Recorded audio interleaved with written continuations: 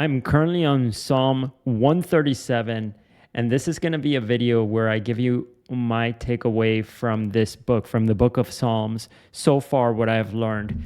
I've been listening to the Bible here on Audible on my phone. This version has been an amazing experience listening to it. The voice actors are fantastic, highly recommended. And I got curious about reading the Bible, even though I am not a religious person. Number one, because the book has had such a big impact in society. That's number one. Number two, because it has lasted for so long. Number three, I wanted to see if there was any wisdom that I can benefit from. Number four, I grew up in a religious household and we used to go to church on Sundays. It was religion was part of my upbringing. So I also was curious about it from that perspective. And then I also know, number five, religious people who haven't gone through the entire book. So I thought, I wonder if I can make it through the entire book. It's a long book. I wonder if I would get anything out of it. And so I started reading. After listening to the book by Nassim Taleb, Anti-Fragile, where he talks about, I think it was him who talks about reading the classics, the ancient books, the wisdom that has stood the test of time. To me, one of the books that has stood the test of time is obviously the Bible. So anyway, all of these things made me curious to read the Bible. And so I'm making this video here to share what my takeaways are. So right now for this video, I'm going to keep it short and just give you my takeaways from the book of Psalms. And for me, it's been a book that has been hard to understand. So I get it's a compilation of prayers, poems, songs that's been put together, and they're from different time periods. So that part is a little bit confusing. But my biggest takeaway for me as I listened to this book, the book of Psalms, has been that the people portrayed in the books were so intentional about their prayer. When I was a kid, I was taught to pray, but I was taught to recite the Heavenly Father or the Hail Mary. I grew up Catholic, and that's what you were taught when you were taught prayers, to kind of recite that, whether before going to sleep. And to me, I see that now, like having more experience now as an adult, I see how that is beneficial from me, kind of like in the same way where in Buddhism, they teach you a mantra and what you focus on, it brings you peace. This kind of feels like that in a way.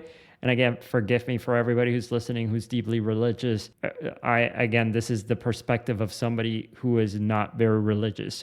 But I did have a massive takeaway, a major takeaway, which again is, I was taught to pray by reciting these prayers, the Heavenly Father, the Hail Mary. When I listened to this book that is supposed to be a compilation of poems, prayers, songs, and I listened to how they pray and how intentional they are about what they're asking God to do for them, and how they pray to God, and how sincere and genuine their prayer seems, and how humble they seem by it, and when they express gratitude, how grateful they seem. That kind of level of, I don't know another word to describe it other than just intentionality, and that's the word that comes to mind, because the way I think about it is like, kind of when you go to a yoga class, before the yoga class, they say, like, set an intention for the class. Like, what do you want to accomplish for this class? Or it's kind of like when people say, like, when they tell you, like, it's your birthday and you're about to blow the candles on the cake, and they say, make a wish. And you kind of make this wish. For me, like, in the past, like, growing up, I was never taught that level of intentionality, where if I were to make a wish, it would be like, I wish for good health, or I wish for a lot of money, or I wish to be happy. It's just kind of something vague like that. Whereas like when I'm listening to this book, each of the Psalms are so intentional, and each of the prayers are so intentional. And that to me was inspirational. That to me made me think like, if I want something in life, do I have that level of intention and that level of when I am asking myself to do something, or like if I want to ask God for something, do I have that level of detail and sincerity and genuineness and I guess commitment to what I want? And I thought I did, but like after reading the book of Psalms, I realized that I can be way more intentional with how I ask things. And it doesn't need to be even asking God. Like whenever I'm asking somebody to do something for me, I could even be more intentional there. Just raising my standards to being more intentional in just everywhere in my life. I guess that has been the biggest takeaway for me. It's, if you want something in life, I guess this is kind of like the simple way of saying it. If you want something in life and you're just kind of, let's say you want to live a happier life, like what does that actually mean? Like, do you want to wake up excited every day and do something that you love with the people that you love? And, or if you want a lot of money, does that mean that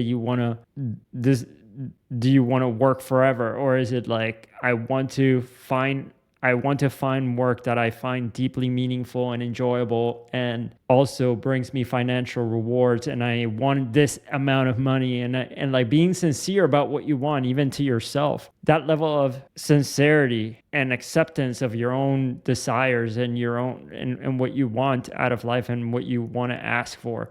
They say, I haven't gotten to this part in the Bible yet, but it says, but I've heard people talk about it, which is like, ask and you shall receive.